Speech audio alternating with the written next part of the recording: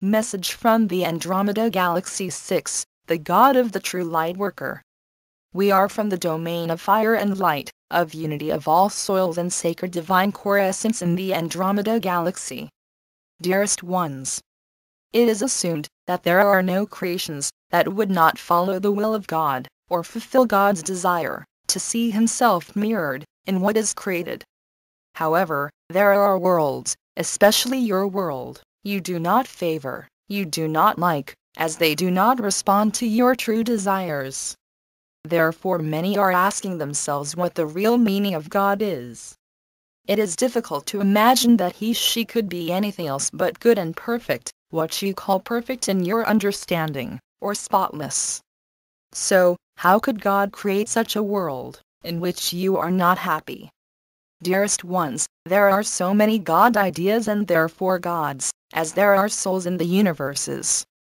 And each of these ideas have their roots in some cultural experiences and foundations, and they are built according to what people or tribes and nations believe, and which they consider to be their specific highest good or role model.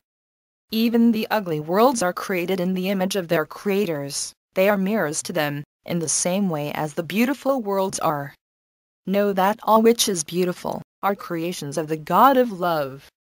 And there cannot be any discussions whether these beautiful creations are of the dark. We are speaking of true beauty, and not a seeming beauty of appearance, which does not radiate truth, and which does not touch your heart. We do not speak of cold beauty, which makes your feeling heart shudder, and which evokes fear in your being. We speak of the beauty which opens your heart with joy, beyond the form as which beauty appears. But when you notice that such true beauty and its inherent joy is doubted and considered to be dark by those who call themselves Lightworkers, know that the capacity of higher discrimination fails, and that jealous minds, which carry darkness, are at work. Don't allow yourselves to be drawn into their world of fear and pain, which mirrors the face of their own loveless God. Hereby you can understand that these gods are images of the lower mind of man, and they are therefore ego ideas and creations. And you attract to you the appearance of seemingly outside manifestations of your dreams, so that it appears that you are the creator of your own gods. They are not divine, although they may carry the name God. Their heavens are limited and ephemeral, like the lower mind is, and therefore they are not satisfying your heart. Whereas what satisfies your heart with joy is from the heart of the divinity. This is the sign you can trust. There are greater gods of greater heavens, who might ignite your inspiration for higher levels of yourself, and who correspond to your inner visions. But if they do not carry the heart of the eternal, of the all that is, even they are worthless for the true awakening of your soul, and ultimately of your I Am consciousness. It is your I Am consciousness only, which carries you beyond difference and the dual pair of good and evil, but if you exclude one side or the other, and attach yourself exclusively to only one, you know that you, as a Lightworker, have still to go a long way. The more you integrate your own hidden God of darkness into your consciousness, the more you enter a place of peace and true love, a place of compassion. It is the heart, where all opposites fall into one another, and disappear. To create a world of either or, is the creation of imbalance, and attracts necessarily the opposite. The ultimate divine is beyond difference and good and evil and comprises all, because it merely is, it is the all that is. It is the source light and consciousness of all universes and beings. Where there is no mind but only heart, there is no God, limited by form or idea, but only consciousness, undivided, radiant and love blissful. However, if the Lightworker does not follow the tool of their heart for discrimination, they may have this idea and habit to personify every form of light and of energy in a dualistic way, such as good or bad gods, or beings, of the higher worlds, and they may have themselves accustomed to searching everywhere for the devil and the evil, even in the appearance of light. Some of them have been therefore collapsing in a disposition of negative criticism, and being keen to find the next dark spot somewhere in the universe, to pronounce immediately what they think, to see, and spreading darkness. This is not the sign of a Lightworker. Quite the opposite.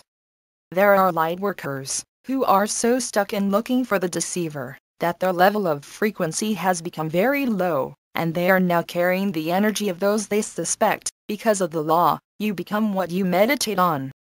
Dearest ones, if you would fully understand this law, you would understand what it takes to create your new world. Your new world cannot be created by looking sharply into the dark, because there is no love found. If you encounter the dark in your life with your reaction, know that it is a mirror of your own hidden beliefs and convictions, which you draw to you in a visible and tangible form, because you are deeply afraid. As you understood that your world is changing dramatically, and that there is enormous light entering, it is the responsibility of those who call themselves Lightworkers to fulfill the meaning of this word, literally.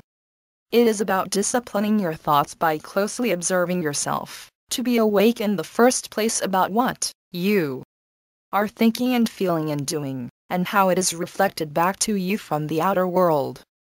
To anchor light on earth at this important time in your world is necessary, for the sake of balancing the darkness and rising the frequency. But it has to be done in the disposition of already being balanced in your heart. Without this, you will be drawn ungrounded into a spacey awareness, target for anything that comes along. This is not the sign of a Lightworker.